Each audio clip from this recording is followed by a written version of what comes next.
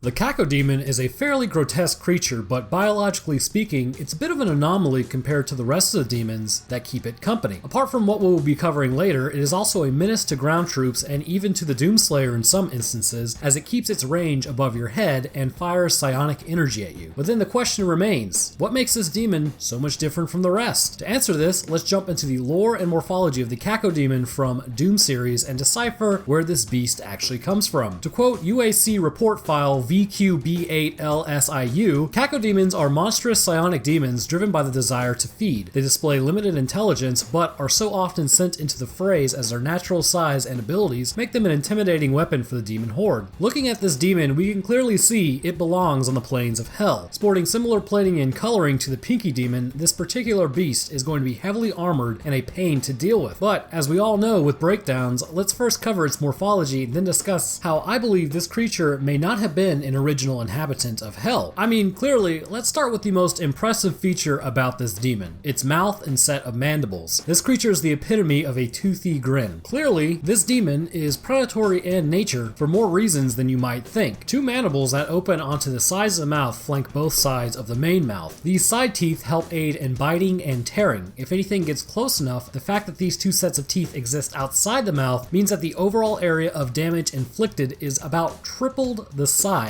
and takes out a massive chunk of meat. In line with where a mouth normally sits is the original dagger-like teeth, with what could be compared to our canines going to look like full-on blades. These teeth work with one another to tear anything apart that would inadvertently get too close to this demon. Now, these needle-like teeth are fairly interesting, but what I find to be the coolest part of the monster's mouth is the teeth that you don't see unless you are looking for them. On the inside of the mouth exists around 20 or so teeth that appear to almost look like shark teeth. These teeth face backwards and down. What it does is if a Cacodemon gets a hold of a creature that is still alive but is already halfway swallowed, these will keep the prey in place while the front teeth continue to stab and decimate whatever has been caught. Truly, a better mouth adapted for eating doesn't exist anywhere in the demon species morphology. The body of the demon is one of incredible strengths and incredible weaknesses. Lining the sides of the body is a heavily thick armor plating. This plating is able to take many direct shots and still protect the internal organs of this demon. On this plating are many bony growths that jut out in many different directions, which would presumably protect the demon should it be under attack by more beastly creatures like other demons, or even possibly from its own kind. Judging by the brutality of these demons and their desire to eat whatever they come across, I imagine cannibalism would run quite high amongst the population. Getting a side view of the demon, we can see that it is incredibly strange in terms of the fact that it looks like a floating meatball, but also because of its spine placement and armor placement. Although it might not seem as strange when you consider the original being. The spine is clearly seen as a ridge running from the hump over the eye all the way to the back of the creature and down into a C shape. The spine of this demon seems to suggest that it was more than likely much longer once upon a time, but now it has become more spherical and compact. The spine seems to have some of the bone breaching the surface in what looks similar to the armor plating growths. This would provide protection to the demon, as these jagged portions would not be a desirable place for any creature to bite. At the furthest posterior section of the demon, we can see much more of a vulnerable area. This appears to just be straight up skin with a few bones here that will jut from the skin. The skin appears quite thin in this area, and blood vessels can be seen quite easily underneath the surface. The spine continues through this area before finally tapering off near the underside. And speaking of underside, this is one of the areas that is the greatest weakness to the demon. In this area, there is only going to be vulnerable flesh, and considering this is where the intestines are housed, this seems like a major evolutionary flaw. Did I say evolutionary? Yes! And we will be getting to that in a moment though. It is assumed that this fleshy area hanging down underneath the Cacodemon is something of a primordial pouch. And animals on Earth, say cats for instance, when they eat a lot of food, this pouch fills with food and the stomach continues to digest. This allows the creature to eat large meals in one sitting, like an entire person, without feeling the ill effects of overeating. This trait is rooted in the possibility that the animal will go a while without eating again and must get as much nutrition as it can now. Heading back to the face for a moment, let's discuss the eye. Much like that of the Mancubus, the Cacodemon has one green glowing eye. This eye is still functional, albeit much like how it's been stated in the other videos, it's certainly not going to function the same way our eyes do. It is possible that the Argent energy has turned them greenish glaucoma color, but it still accepts incoming light. Possible, but not probable. The intelligence of a Cacodemon is not all that pronounced, but then again, it was never supposed to be. The brain is more more than likely going to be somewhat small and exist directly behind this eye, in not so much of a skull, but a pouch, considering it's already on the inside of the demon. However, one of the interesting things is while it may not be highly intelligent, this creature still sports psionic abilities, able to presumably keep itself aloft with its mind rather than some form of gas, as there is really not a gas light enough to hold this much weight in the air, or at least in the concentration that would be necessary to keep this thing aloft. It would have to be completely hollow on the inside and basically just a balloon. The demon is able to emit demonic energy directly from its mouth that can deal devastating damage to anything that tries to keep its distance. This coloring is going to be different than the other species that use fireballs. Holding a reddish purple hue, this would indicate that in terms of chaotic energy, it is going to be much higher than that of an imp or hell knight, but less of that than a baron. This energy is focused in the mouth of the demon and is shot at whatever it is currently hunting. Now, the face was interesting, but what really sparks my curiosity and intrigue as a biologist is going to be the fleshy dangling legs. Why do they exist? The creature flies, so why would it need legs at all? Well, that's what's so cool about this demon. For the longest time, I have been looking for some clues as to if the demons evolve, stay the same, or something in the middle. The vestigial legs seem to strongly suggest that evolutionary paths are available to demons and that they have not always existed in the state that they are. From what we see, most demons grow into other demons, like imps becoming summoners, but concerning the Cacodemon, these vestigial legs seem to suggest that at one point in its history, it was a ground dweller. Once long ago, these legs operated in a quadrupedal structure. This would mean that the Cacodemon's spine was also longer and much more similar to that of a four-legged animal on Earth. The spine would not be curving down the underside of the demon and instead would have continued in a straighter line. The hanging pouch would have been further back and more than likely not as pronounced, as now it is bunched up. But then this opens the door to more questions and more scrutiny, as is this thing even a demon at all? We know that the demons seem to conquer planets and universes, adding the new area to their own plane of existence, basically. So I have a hypothesis on what this creature actually is. I do not believe that it is a native demon of hell, but a relative newcomer in hell. I imagine that the original Cacodemon evolved on its own home planet to be more than likely a quadrupedal four-legged animal and look relatively similar to how it does now, but also at the same time definitely different. Originally, as stated, it started as a quadrupedal animal, and for some reason its species was more than likely exhibiting some form of psychic ability. Perhaps the whole planet's natives have a similar ability. At any rate, the vestigial legs formed around the same time as a demonic invasion. Now, there are two possibilities. This evolution leading towards the uselessness of the legs formed prior to the invasion, as the Cacodemon was able to use its developed psychic ability to float, or it happened shortly after the invasion. If it happened after the invasion, then it is entirely possible that the Argent energy had an effect on the already innate psychic abilities of the demon and overhauled it, except at this point it wouldn't have been a demon, it would have just been an animal. This allowed the creature to float, and over time the demon would lose use of its legs and begin to become more spherical than cylindrical. Either way, during the conquering of its planet, the invading demons would have seen the value in this animal and its psychic abilities. Wasn't too intelligent, and it could fly, so that is going to make for some very strong cannon fodder. The other possibility is that evolution is possible in hell. The creature started out quadrupedal and over time learned to fly. This doesn't hold as much water for me as how would it have learned to fly when it had access to Argent energy the whole time, and why only now? No, to me it seems that it was a conquered animal who already had some innate traits that after being overhauled by hell energy allowed it to float and fly above the heads of enemies, over time leading to the shrinking of its once useful legs. So now that we have covered some possible origins and beginnings, let's talk about its end, or possibly your end. When the Doomslayer decides it's time to take out this flying meatball, he tends to stick with one main style of attack. Whether it be from the front, side, or back, the Doomslayer will jump onto this fleshy orb and immediately go for the eyes. The eye is an obvious weak point, but the after effects are surprising. Upon kicking or punching this eye, it destroys it, and it can be assumed that the brain behind the eye is damaged as well. The demon does not fall out of the air, but will actually keep flying, but eventually it will explode. This does seem to suggest that there is some sort of reaction chemically taking place, but I do have kind of a thought on this as well. To stay aloft, the psychic abilities must influence explodes the whole area. Upon the Doomslayer damaging the brain, it could be possible that the energy could cause this creature to explode as it's no longer being controlled. Just kind of a thought, you know? Either that, or there is some unknown gas that is probably going to be lighter than hydrogen that is able to keep this thing up. Now, how does the Cacodemon end a human? Well, just a little bit of extra lore for you from UAC report file 01152007. When a Cacodemon senses the presence of the living, it will hunt them relentlessly until it gets close enough to gnaw on them using an impressive set of mandibles. To aid the hunt, the Cacodemon has psychoactive narcotic bile, which spews at a range. On contact, the bile inhibits the perception of the target and compromises movement. The effects wear off after a few moments, but often enough, this is time for the lumbering beast to get within range. Once within range, it uses its giant set of teeth to completely take out your midsection, or upper section, or lower section, whichever section's closest. This bite is almost instantly fatal as the creature tears away all of your internal organs, almost biting you in half. Either way, not a great way to go. And for regular humans, the Cacodemon is able to lock onto any running around and use its massive tongue to pull them in and take a bite out of them, quickly game ending you in the process. Brutal! So there you have it, a demon with some pretty clear evolutionary traits. Pretty cool to say the least. But if you thought the video was interesting and are new, why not considering subscribing? I am making new videos every week. If you are a regular here, then leaving a like helps the channel quite a bit and would be appreciated. Also, let me ask you, how do you think the evolutionary hypothesis stands up? Think it's something different? Let me know in the comments. I would love to discuss it. I have a Twitter if you'd like to follow me. We just hit 420 followers yesterday, so thanks for the support, guys. I will drop a link in the description along with my Discord and Patreon link. And speaking of patrons, I would like to thank mine. Our two scientists are Layla Alizarin, and then we have Bowen Goodwin as well. Currently in their residency are A. Laurantis, Evan Osborne, and Richard Muhlenberg. Our geneticists are Andrew Lawson, Divine Whisper, John Russo, Laffy No Skill, and Steve N. Holding it down with their masters in biology, we have Adam Hartswick, Cameron Smith, and Scott Grant. And last but not least, with their bachelors in morphological science, we have Akigao Comics, Dustin Ellis, Eric Scott Gillies, sorry about not saying your name last time, Greater Genes 83, Jims, Joseph Radical, Professor Bennips, and Zachary Baker. So, good news! It turns out that the splitter I did get actually can play resist or